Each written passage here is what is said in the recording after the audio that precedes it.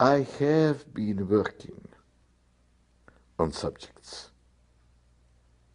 whose development I firmly believe was unavoidable.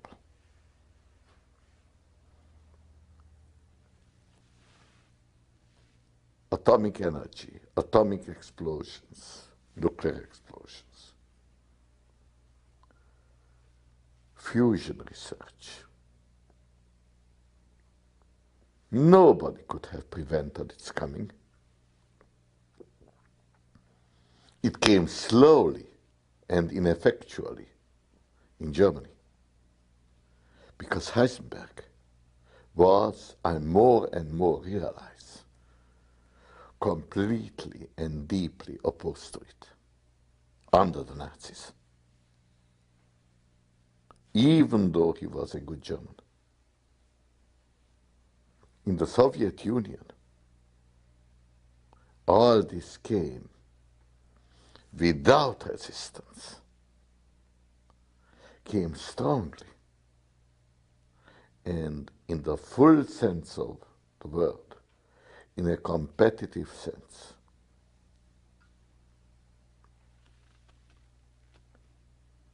The answer is so obvious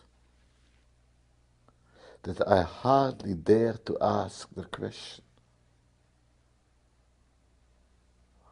What would have happened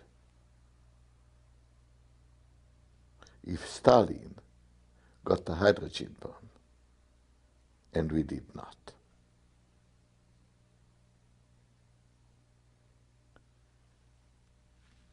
Let us not consider the difference between Stalin and Gorbachev as non-existent.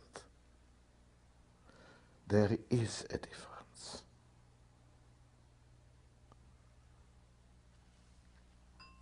I think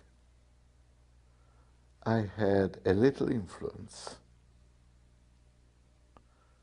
And if I claim credit for anything,